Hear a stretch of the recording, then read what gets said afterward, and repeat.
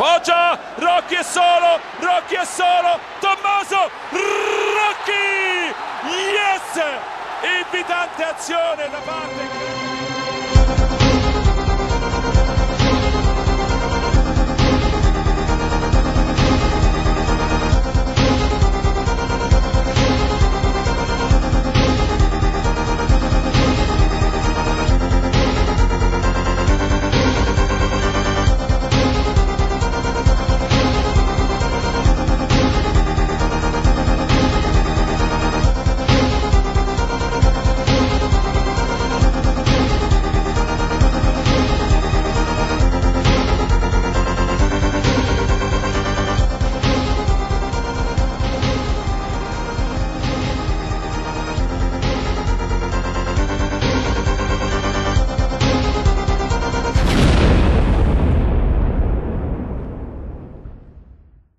Welcome to edition number 5 for season number 2 of the North Curve Lazio video / audio blogs.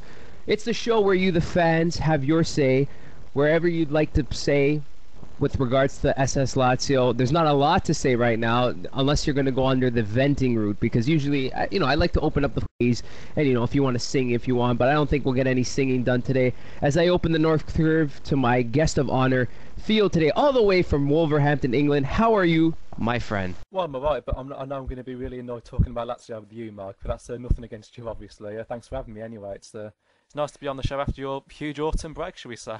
Yes, it has been too long, my friends, but unlike Lazio, I refuse to abandon you. My personal issues behind me now, and it's nice to close the gap to Canada's mother country of the UK by starting off by handing you a bottle of gasoline and a match to start this fire, because we're in hell right now, gentlemen. Looking at one important stat. All stats aside, there's only one, and that's the number 11. 11 games without a victory.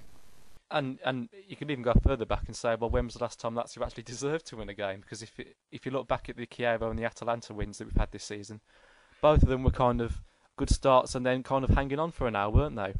You would definitely have to go back to the win against Levski Sofia as the only convincing victory we've had really all season against a team that, quite frankly, had no real business being in there to begin with. Oh no, wasn't it great to actually play somebody who had a worse defence than ours and a worse midfield than ours, in fact. Touché, my friend, touché. So tell all the Laziale out there, because we're going to get the niceties out of the way, listening around the world, a little bit about yourself, because you are the real deal. Wherever you're from, we want to hear from you. I don't care if you're all the way in Africa, we want to hear. Like Theo, he's contacted me, he's got in touch. He's an established author. I have to say, I took a look at your politics in the Italian football. We'll go on at another time to talk about that just alone.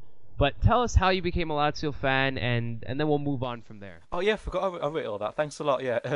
Anyway, long story short, I became a Lazio fan in 2003, 2004, and that was after being a part-time fan for years before that, thanks to Serie A's first ever coverage on TV in this country. So basically, I was always a part-time fan, but I fell out of love with the English game, understandably, because it's just garbage.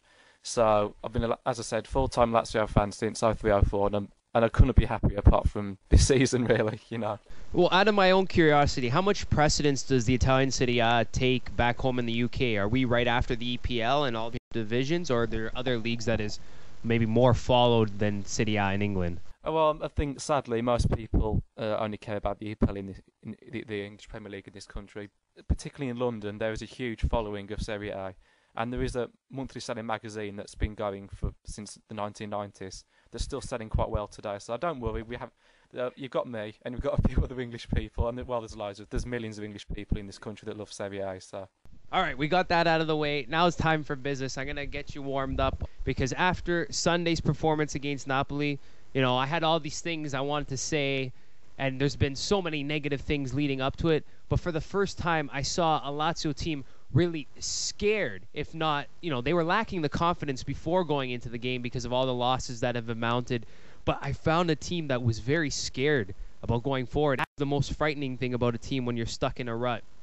And all the forums across the board, and even goal.com and all these providers of information, they all have taken up a notice and said, the time to stop talking is now. But to be honest with you, Lazio stopped talking about 4 weeks ago into their retreat mode. And still, there's nothing positive to bring out of this except for the fact that maybe Stendardo played a half-decent game after being out for 2 years. Well, doesn't it say a lot that that's all we've got to talk about, really? I mean, frankly, the reason why the Napoli game and the whole of the season has been pretty bad is that as soon as this rut started, Davide Ballardini has been trying to save his own ass rather than get Lazio points. Most seasons, a point at the Sao Paulo would be a good thing, but the way we went about getting the point, a really good first half, mostly solid throughout defensive midfield as well, and then just to see it evaporate. And Ballardini trying again. I mean, you don't get sacked by getting draws or 1 point in games unless you work under Zamparini.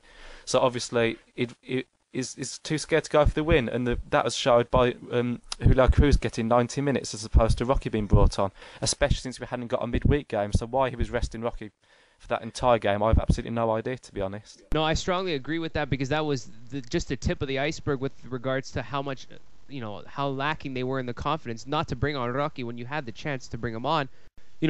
Napoli, with all due respect to them, they weren't playing their best, so it was a time for us to ever, if there was ever a time for us to capitalize and get out of this rut, it was on Sunday. Yeah, exactly. I mean, we should be really, really. I've said this, and this has not gone down very well. But we should be really grateful that Napoli were not at their best, because if they were, we would have been absolutely mauled in the second half, which we were practically anyway.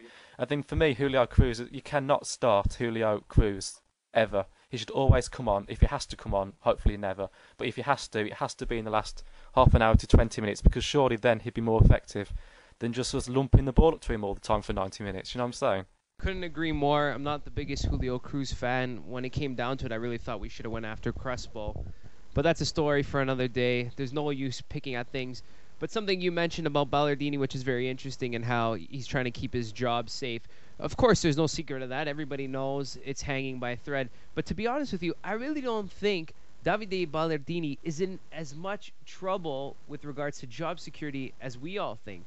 Because if you know Claudio Lotito, and I believe the problem with Lazio, if you have to look anywhere, it has to start from the top. Lotito, he's been out of his element for way back in 2004. The scary thing is he's starting to get credit from along the other presidents in the league with his hard stances on Pandev and Ledesma and even Stendardo and all these kind of people.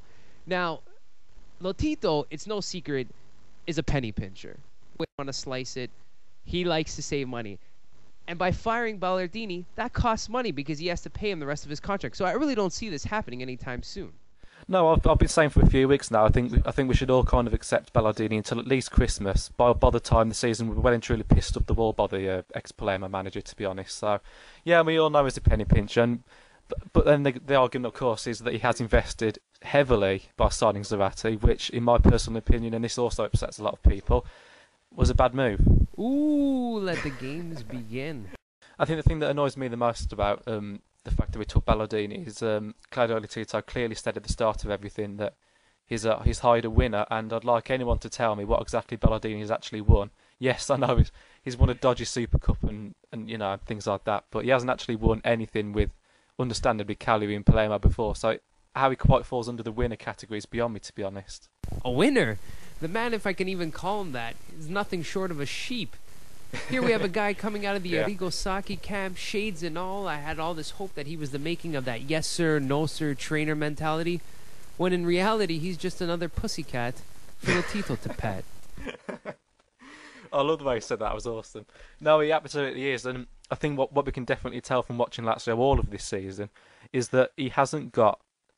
There is no such thing as a Ballardini Lazio apart from a losing one, is there? He has not put his own mark on this team. It's just a load of garbage week in, week out. Wouldn't the time be now for Lotito to maybe swallow some pride? But it's never like that with him. You have to look no further than Stendardo, who had to make a public apology through the newspaper just to get reintegrated into the squad. What's it going to take for Lotito to come to a common ground with some of these players? Because I'm pretty sure he's hell-bent on dragging this team all the way to Serie B if need be. Oh, well, he's not going to change his ways, is he? Why would he have to? I mean, I've joined this club since he came along, and I've just seen this moments of highs, but ultimately the lows kind of outweigh all that. He's never going to change. What would he change for? I mean, you can deliberate as much as you like about how a new manager would say things, but at the end of the day, as you said, all the problems come from the top. It's Tito's responsibility that it's one of Lazio's worst ever midfields, and not a great defence either. So, all in all, what on earth can Ballardini actually do? you can only work with what you've got so far, and a lot of it has to do with coaching, as you've pointed out. The coaching's not there, and the players all fall victim to this. Is there some